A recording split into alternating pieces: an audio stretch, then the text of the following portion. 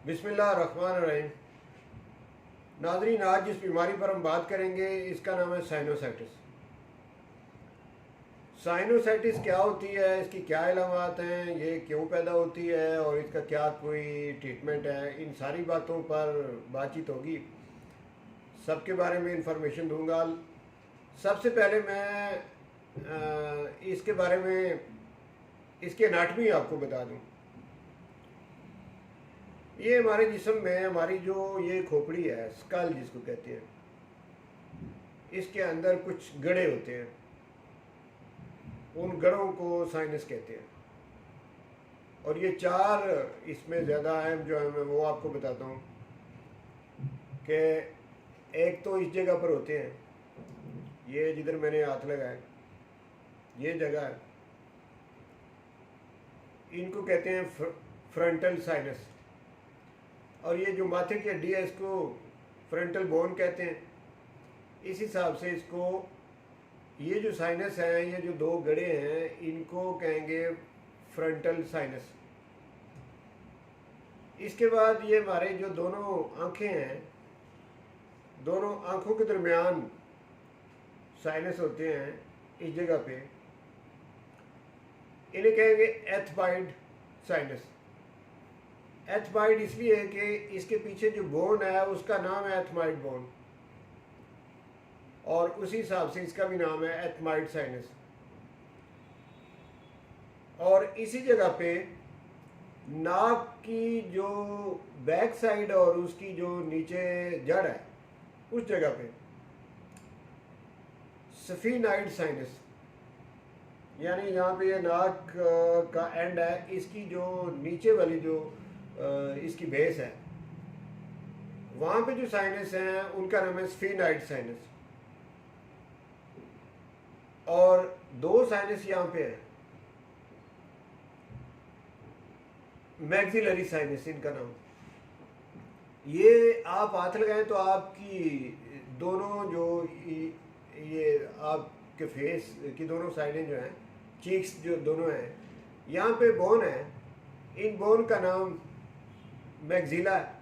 और इसी तरह से मैक्सिलरी साइनस, इस हिसाब से इनका नाम है।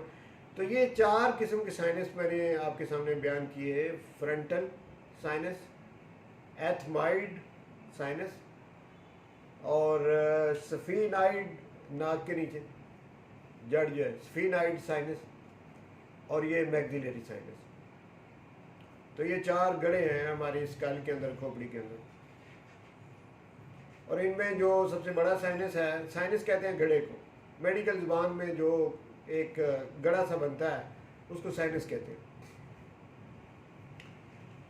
जो इनमें बड़ा साइनस है वो मैक्सिलरी है। मैक्सिलरी साइनस जो है ये तकरीबन 1 इंच तक गहरे होते हैं दोनों साइडों में।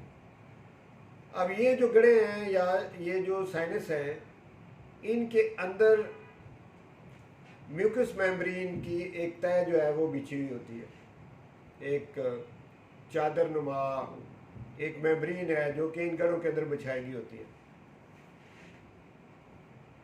ये तो इसका हो गया स्ट्रक्चर, यानी इसकी एनाटमी होगी।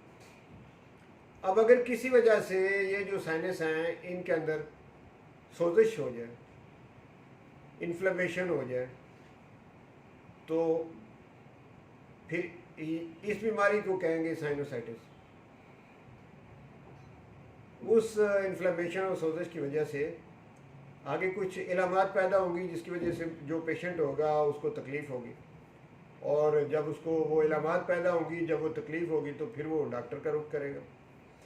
और जब वो डॉक्टर के पास आएगा तो वो आपको कौन कौन सी इलामात बताएगा, यानी इस बीमारी की जो इलामात हैं उसमें मैं जो मेन अलामतें हैं वो मैं आपके सामने रखता हूँ। और इलामात बताने से पहले ये भी बता दूँ कि ये जो इन्फेक्शन होती है ये 3 तरह की होती है। ये वायरल इन्फेक्शन भी हो सकती है वायरस की वजह से, और ये बैक्टीरिया की वजह से इन्फेक्शन भी हो सकती है, और ये तीसरी इसकी वजह जो फंगल इन्फेक्शन भी हो सकती है। अब आते हैं कि इसकी सिम्टम क्या है। जब ये मसला किसी को बन जाता है, यानी उसके जो साइनस हैं उनके अंदर स्वेलिंग हो जाती है, जिसको कि हम साइनोसाइटिस कहते हैं, तो फिर उसकी अलामात कौन सी पैदा होती हैं, और वही अलामात जो उसके लिए तकलीफ दे होती हैं, उन्हीं की वजह से वो किसी डॉक्टर के पास जाता है। तो उनमें मैं 10 अलामात आपको बताता हूँ। एक तो अलामत पैदा होती है रनी नोज़, यानी ये जो नाक है ये हर वक्त बहती रहती है, और जो पेशेंट है वो अपना बार बार जो है वो नाक साफ़ करता रहता है। एक अलामत ये है, नाक हर वक्त उसकी बहती रहती है।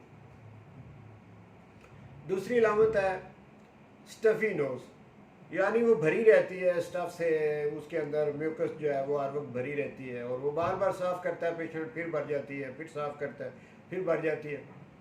और साथ में जो उसकी नाक के जो दोनों साइडें हैं इसके अंदर ऑब्स्ट्रक्शन भी हो जाती है, रुकावट हो जाती है, नेज़ल ऑब्स्ट्रक्शन जिसको कहते हैं।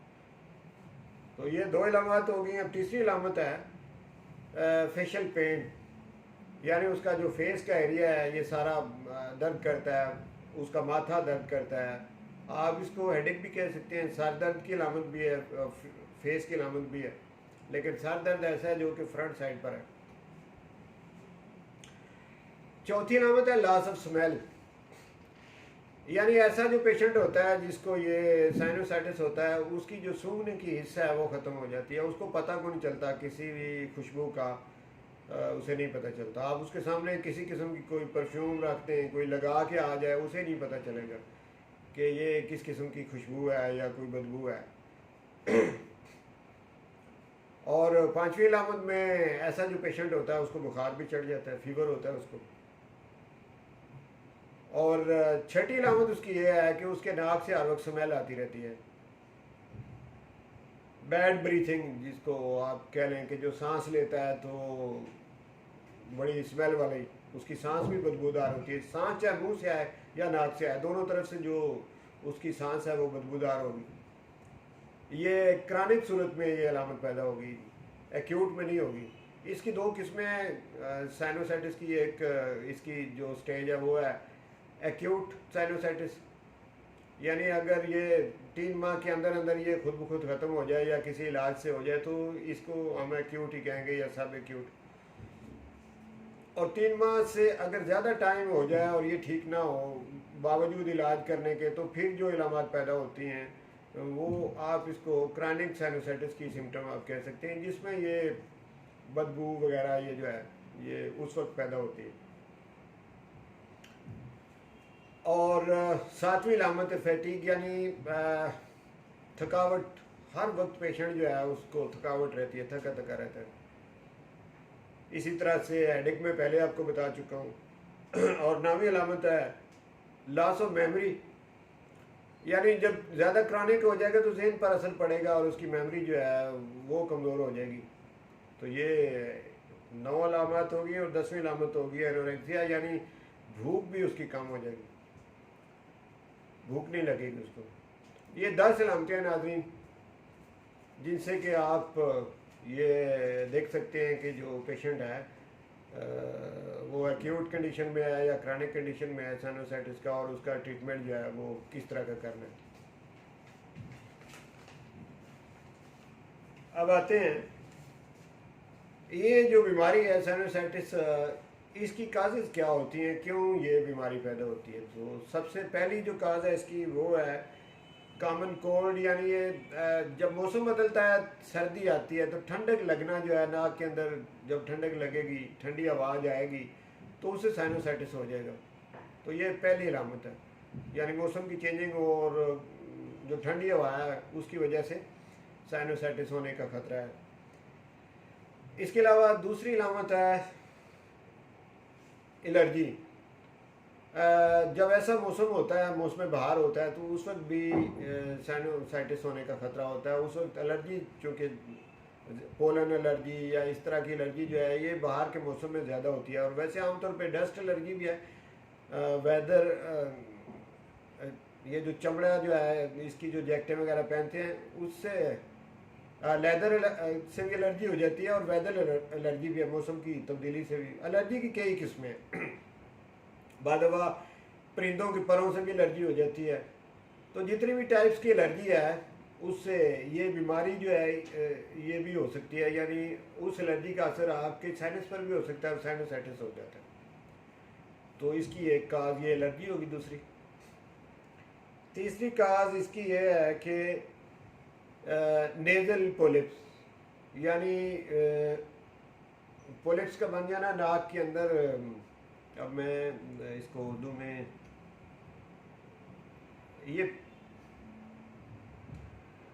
ऐसे जैसे ये अंदर की हड्डी जो है वो बड़ी हुई होती है ना, वो अगर आप टार्च से आप देखें तो वो पोलिप बने हुए होंगे दोनों साइडों पे, या एक साइड पे बना होगा, तो उससे भी ये हो जाता है।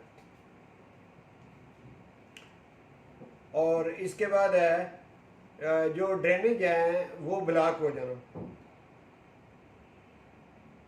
यानी ये नाक की तरफ से रास्ते और फिर ये मुंह की तरफ से, कानों की तरफ से, या ये सारा जो रास्ता है ये गले में भी खुलता है।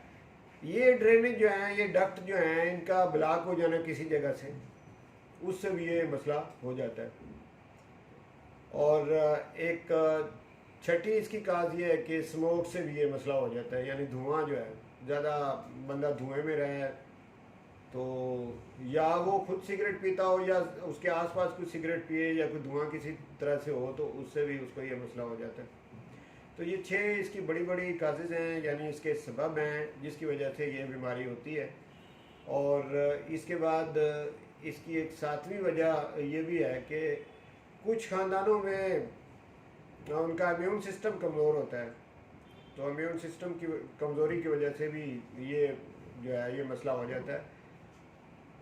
एलर्जी भी हो सकती है इम्यून सिस्टम की कमज़ोरी की वजह से, और ये साइनोसाइटिस भी हो जाता है। तो ये तो इसकी 6-7 काजेज़ जो मैंने आपके सामने रखी। अब आखिर में मैं इसका ट्रीटमेंट आपको बताता हूँ। ट्रीटमेंट क्या, एलोपैथिक में तो बादवा इसका ऑपरेशन वो तजवीज़ करते हैं, या फिर वो जो मैं शुरू में आपको बताया कि फंगल इन्फेक्शन हो तो फंगल की मेडिसिन से इसको ट्रीट करेंगे। अगर होगा इसका बैक्टीरिया से तो फिर वो एंटी बैक्टीरियल मेडिसिन देंगे, और अगर होगा कोई वायरस की वजह से तो एंटी वायरल जो मेडिसिन है उससे वो ट्रीटमेंट करेंगे। लेकिन होम्योपैथिक इलाज जो है, होम्योपैथिक की चूँकि बेस जो है वो सिम्टम पर है, तो पेशेंट जो होगा आपके सामने जो होगा उसकी सिम्टम आपने देखनी है। और सिम्टम मैं पहले आपको बता चुका हूँ, 10 सिम्टम मैंने आपको बताई हैं, लेकिन ज़रूरी नहीं 10 की 10 एक ही मरीज़ में पाई जाए। ये साइनोसाइटिस का पेशेंट जो है उसमें किसी पेशेंट में 3-4 इलामात होंगी, किसी में 2 इलामात होंगी, किसी में 6-7 हो सकती हैं। तो मुख्तलिफ सिम्टम इन पेशेंट में होंगी, तो जैसी सिम्टम होंगी वैसी दवाई। मैं आपको 10 दवाइयाँ बता देता हूँ, लेकिन उन्हीं 10 दवाइयों में से जितने भी आपके साइनोसाइटिस के पेशेंट होंगे उनका इलाज हो जाएगा। लेकिन यह कि दवाई की सिलेक्शन जो है वो सिम्टम की बुनियाद पर करनी है, जैसी सिम्टम होगी उसी तरह की दवाई उसके लिए सिलेक्ट करनी है। 10 दवाइयाँ जो हैं वो मैं आपको बताता हूँ। एक दवाई है पल्साटीला, साइनोसाइटिस में ये बड़ी इस्तेमाल होती है, बहुत अच्छी रेमेडी है। इसी तरह से एक है काली बाइक्रोन, दूसरी दवाई। तो तीसरी काली आयोडाइड है। चौथी दवाई आर्सेनिक एल्बम है। अब जैसे पेशेंट जो है उसके सूंघने की हिस्स अगर वो चली जाती है, किसी पेशेंट में साइनोसाइटिस का पेशेंट जो है उसमें सूंघने की हिस्स उसकी ठीक होगी, वो सही सूंघ सकेगा, स्मेल का अंदाज़ा लगा सकेगा, इसके बावजूद उसको ये मसला होगा साइनोसाइटिस का, पर यह अलामत नहीं होगी, तो उसकी तो ये दवाई नहीं होगी। जिसमें ये अलामत पाई जाएगी उसको आपने आर्सेनिक एल्बम देनी है। तो इसी तरीके से ये जो 10 मेडिसिन है ये आपने किसी डॉक्टर के पास जाना है, और ये डिसीजन डॉक्टर ने लेना है। आप किसी अच्छे पढ़े लिखे डॉक्टर के पास, होम्योपैथिक डॉक्टर के पास चले जाएं, वो उसको जाके सारी सिचुएशन बताएं, इलामात बताएं, और वो डिसीजन लेगा आपकी इलामात की बुनियाद पे। अर्जेंटम नाइट्रिकम दवाई है, इसके अलावा बेलाडोना दवाई है, नेट्रम म्योर है, और काली कार्ब है, स्लेशिया है, इसी तरह से काली सल्फ है। ये 10 मेडिसिन है। इनके अंदर ये साइनोसाइटिस के जितने भी पेशेंट हैं उनका ट्रीटमेंट बड़ा अच्छे तरीके से हो जाता है, किसी ऑपरेशन की कोई ज़रूरत नहीं है। और ये ऐसा ट्रीटमेंट होता है कि हमेशा हमेशा के लिए वो पेशेंट जो है वो दोबारा इस अटैक से बच सकता है। उसकी जो कुव्वत मुदाफ़त या इम्यून सिस्टम है वो काफ़ी बेहतर हो जाता है अगर वो ये कंप्लीट ट्रीटमेंट करवा ले एक दफ़ा होम्योपैथिक का। तो नाज़रीन, साइनोसाइटिस के बारे में ये वीडियो थी। इसमें जो इन्फॉर्मेशन मैंने आपको दी, उम्मीद है कि आपको ये अच्छी लगी होंगी। अगर अच्छी लगी हैं तो आप इसे दूसरों तक पहुँचाएँ, ताकि हर बंदा जो है उसके पास अपनी हेल्थ के लिए कुछ इन्फॉर्मेशन होनी चाहिए, वो अपनी केयर कर सके। तो बहुत शुक्रिया नाजरीन वीडियो के देखने का, सुनने का। अगर आप चाहते हैं कि इसी तरह की इन्फॉर्मेटिव वीडियो आप तक पहुंचती रहें, तो फिर इसका एक तरीका है कि आप मेरा चैनल जो है उसको सब्सक्राइब कर दें और साथ में जो बेल है उसको भी दबा दें, ताकि जो भी मेरी वीडियो बने वो आप तक पहुंच जाए। ये अब आपकी मर्ज़ी है, आप करना चाहते हैं तो कर लें। बहुत शुक्रिया।